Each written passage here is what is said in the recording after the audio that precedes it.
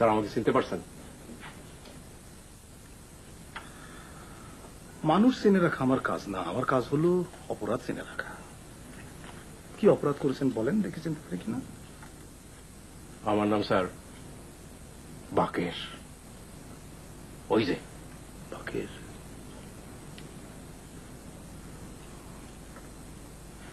হ্যাঁ, চিনেছি, সেই অস্ত্র মামলা। স্যার মাই নেম ইজ বদি। এটা আপনার সেই গাধা অ্যাসিস্ট্যান্ট না? ওকে চলে যেতে বলেন, বোকা লোক আমি একদম সহ্য করতে পারি না।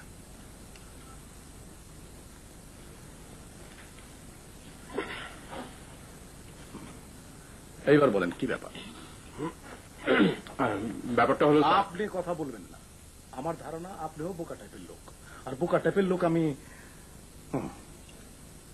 যা বলার আপনি বলেন।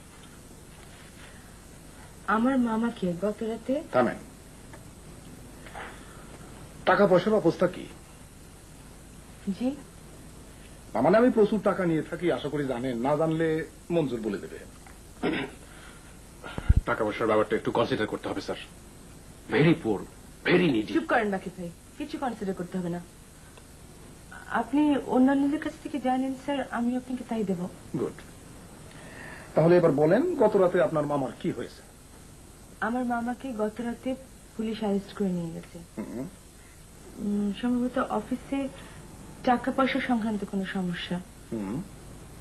কিন্তু স্যার আমার মামা অত্যন্ত সাধু প্রকৃতির লোক।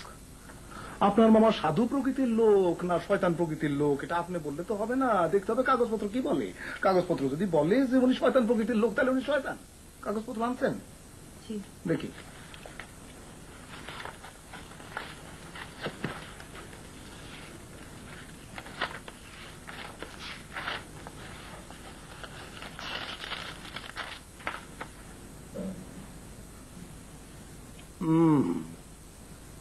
ক্রিমিনাল কেস, মিস অ্যাপ্রোপ্রিয়েশনের মামলা, 403 ধারা, ম্যাক্সিমাম পেনাল্টি 2 বছর। নার্ভাস হবেন না, 2 বছর সময় দেখতে দেখতে কেটে যাবে। আপনার মামাকে বলেন হাসি মুখে জেলে ঢুকে যেতে। ওনার জেল হয়ে যাবে? অবশ্যই হবে। যে চুরি করেছে তাকে খালাস করা সহজ, কিন্তু যে চুরি করে নাই তাকে খালাস করা কঠিন। আমি আপনার কথা বুঝতে পারছি না। বুঝাই দিতেছি। একজন অপরাধী যখন অপরাধ করে তখন সে খুব সাবধান হয়ে করে। কোর্টে তার অপরাধ প্রমাণ করা কঠিন হয়ে পড়ে, আর ভালো লোকেরা পড়ে যায় গ্যারাকলে। অপরাধীরা খালাস পেয়ে ঘুরে বেড়াবে, আর ভালো লোকেরা জেলে চলে যাবে। আপনারা এখন বিদায় হন। বিদায় হবো মানে? আমার মামা জেল হাজতে পড়ে আছে, আপনি বেল পিটিশন মুভ করে ওনার জামিনের ব্যবস্থা করেন। আজকাল পরশুই 3 দিন কোর্ট বন্ধ, জামিন হবে না। আর কিন্তু ওসি সাহেব তো বললেন জামিন হবে। আরে সবসময় সবার কথা বিশ্বাস করতে নাই। আর এই কেস আমি নেব না। চুরি চামারির কেসে আমার কোনো আগ্রহ নাই, আর আমি চুরের উকিলও না। আপনার মামা যদি কখনো খুন খারাপি করে আসবেন, যান। আপনি আমাদের কেসটা নেবেন না? মঞ্জুর, এদের যেতে বলো তো। স্যার মামলাটা নিতেই হবে স্যার, আমাদের রিকোয়েস্ট। না বললে হবে না স্যার, আপনার পায়ে ধরে আই টাচ ইউর ফুট। মঞ্জুর, মঞ্জুর, এই গাধাটাকে ঘাট ধরে বের করে দাও তো। সত্যি সত্যি আমার পায়ে ধরছে।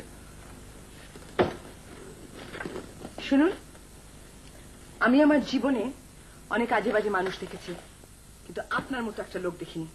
বাকি হয়ে চলে আসেন, এই দেশে উকিলের অভাব হবে না।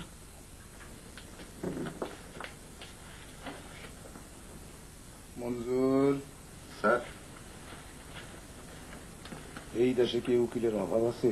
স্যার কালো বোরকা পড়লেই উকিল হয় না। কাশেমের দোকান থেকে 2টা সিঙ্গারা আর 1 কাপ চা নিয়ে আসো।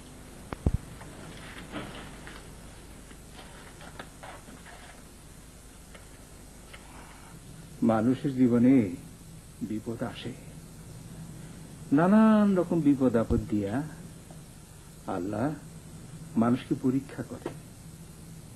আল্লাহ দেখেন মানুষ এই পরীক্ষায় পাশ করতে পারে কিনা। বিপদে শান্ত থাকতে হয়, ধৈর্য ধারণ করতে হয়। একটা কবিতা আছে, বিপদে মোরে রক্ষা করো এ নহে মোর।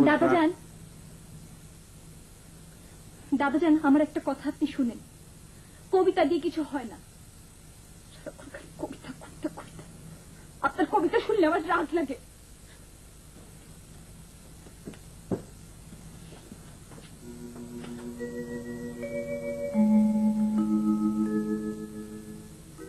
বাবা আসো শোকত। পুলিশ আমার নিতে আসছে। শুনছি।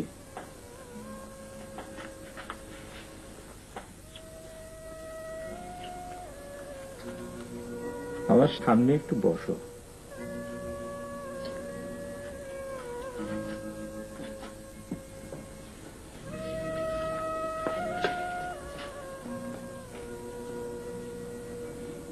সত্য করে বলো, তুমি কি অন্যায়টা করছো? না। তাইলে তুমি হাসি মুখে পুলিশের সাথে যাও। মনে তো খারাপ করতেছো কেন? আমি আমার জেল হয়ে গেলে বাচ্চাগুলো রেখে দেখবে। আল্লাহ পাক দেখবেন। এই পৃথিবীর সমস্ত জীবিত প্রাণীর দেখাশোনার দায়িত্ব তারই। এই সত্যটা আমরা বুঝতে পারি না বলে আমাদের এই অশান্তি। তুমি তোমার ছেলে মেয়েদের কাছ থেকে বিদায় নিয়ে আসছো। ওদের আমি কি বলবো? কিচ্ছু বলতে দেবে না, শুধু মাথায় হাত রেখে বলো, আল্লাহর হাতে ওদের দিয়ে গেলাম।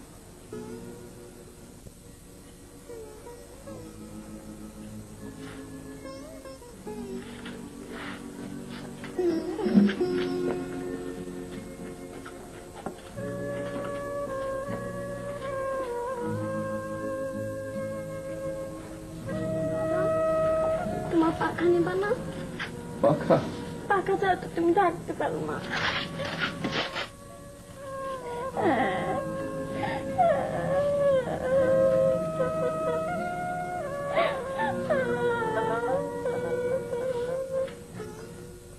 লতিফা, তোমার সাথে অনেক খারাপ ব্যবহার করছি, কিছু মনে রাখবো না। না, কিছু মনে রাখবো না। কান্দা না, কান্দা না। তুমি কান্দলে বাচ্চাগুলো রেখে সাহস দিব না। আমি কাঁদবো না, কাঁদবো না। বকুল, মারে বাবার দিকে তাকাই একটু হাস। যাওয়ার আগে তোর হাসি মুখটা দেখা যেতে ইচ্ছে করতেছে। ওর বাবারে কেন পুলিশে ধরে নিয়ে যাবে? কেন বাবা? বাবা তো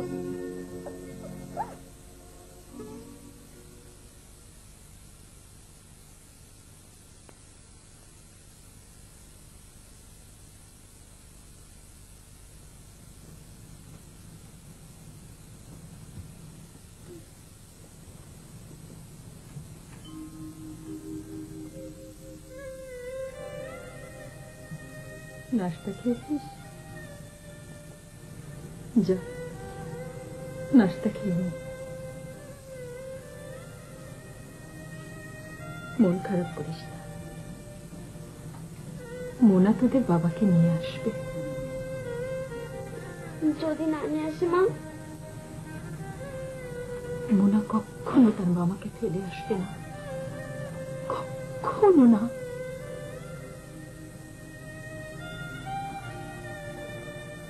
লীনা, যা তো তোর বাবার পাখাটা এনে এখানে রাখতো।